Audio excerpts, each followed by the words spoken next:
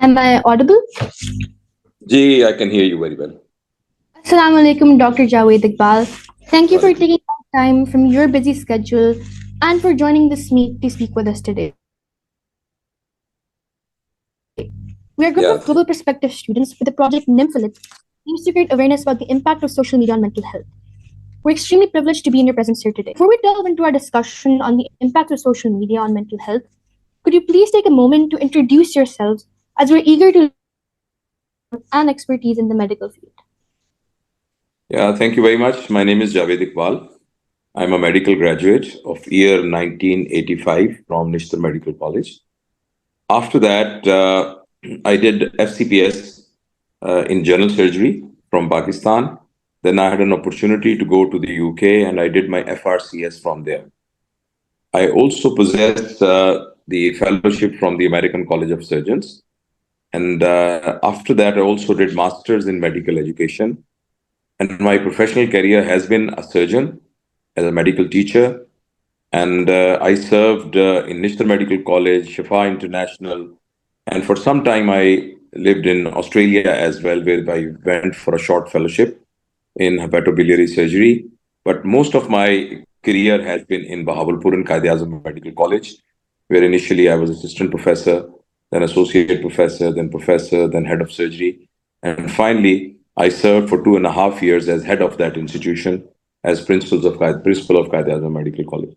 And then I retired about 2.5 years back, and now I'm making my living through surgery. I do private practice as a surgeon and also visit various universities and teach them medical education and other areas of my expertise.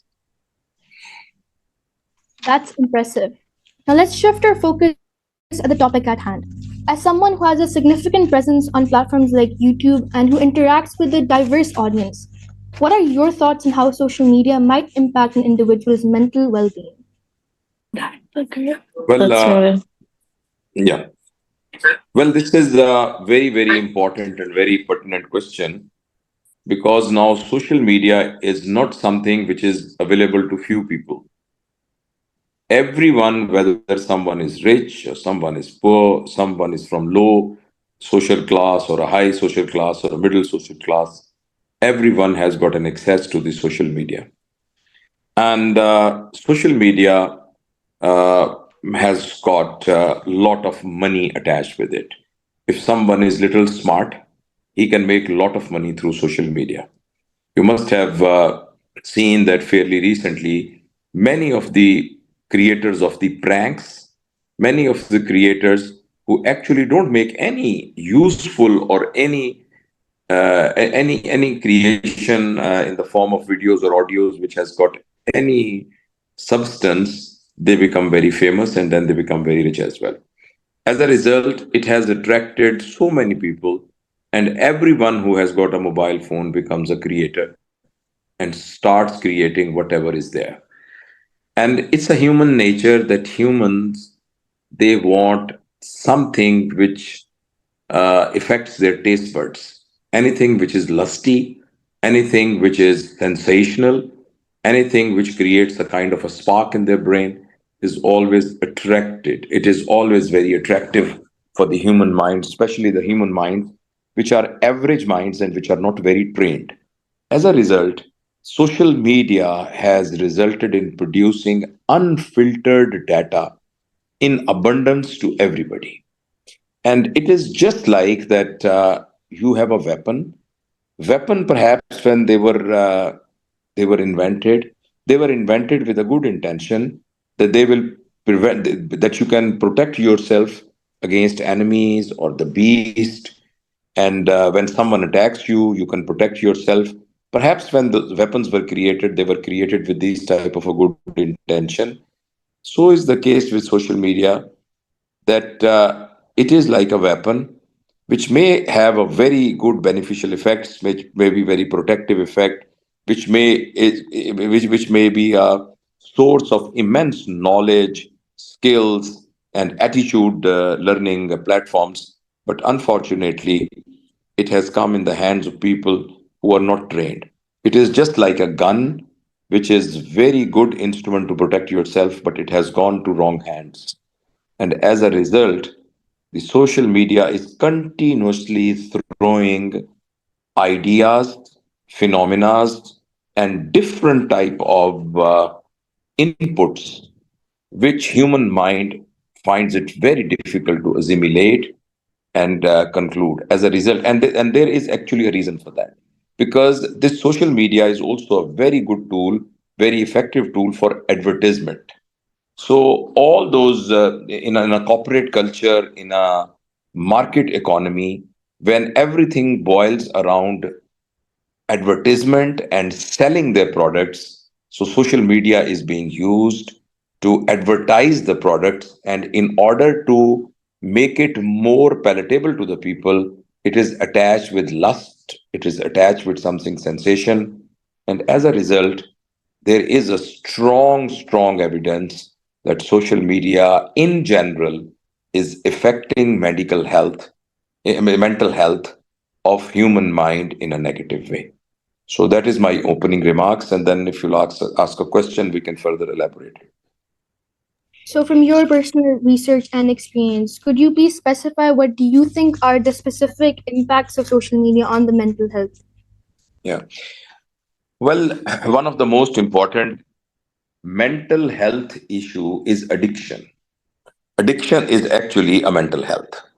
If someone cannot live without a thing, and that becomes essential part of it, may it be a substance, or may it be something which is not substance, but something without which a person cannot live, then it is a psychiatric disease. Unfortunately, this social media and screen, it does exactly the same thing which any substance does. When someone first takes a puff of a substance which is addictive, he feels high, he feels elated, he feels happy, and then he wants more. And then, if you are science students, you know that in our body, in our brain especially, and in the nervous system, there are receptors which are called dopamine receptors. And dopamine is a happy hormone and an addictive hormone. So whenever we take dopamine, we become high, and all those things which create sensations in us, whether it is a substance or whether it is a continuous sensational activity happening in front of our eyes in the form of a screen, activities on the screen, it causes the same effect that it produces dopamine. And that dopamine attaches on those receptors and gives the sense of pleasure. Now, the bad thing about dopamine is, about the receptors is, the nature is such that dopamine receptors has got a tendency to inflate, they increase in size. So, amount, an amount of dopamine which is required to produce a sensation, if those receptors they become dilated, that amount is now not sufficient to produce same amount of amusement and same amount of pleasure. So now you have to increase it. So when you increase it, then you achieve that level where you feel high and where you feel pleased and happy. And this vicious cycle goes on. That is what happens when someone is addicted to alcohol. That is something which happens when someone is addicted to hashish or any other substance. Same happens, all 100% same happens when someone becomes a screen addict. And then problem is you have got those 24 hours at your disposal. Out of that, 8, 9 hours you have to sleep. Then there are certain essential physiological activities you have to do. You're eating, you're going to washroom, and then you have got your relations to keep, and then you have to work on your leisure time, and then you have to work on your family and your career. Now you have got that limited 24 hours. But when this addiction consumes much of your time, it is actually just like that someone spends 8 hours sleeping in the bed because he has drunk a lot of substance, taken a lot of substance. So as a result, this extreme use of screen with unfiltered data not only just trains and conditions our mind at someone else's desires, but it also makes us addict of that. And when someone is addicted, unfortunately or incidentally, we have only 24 hours.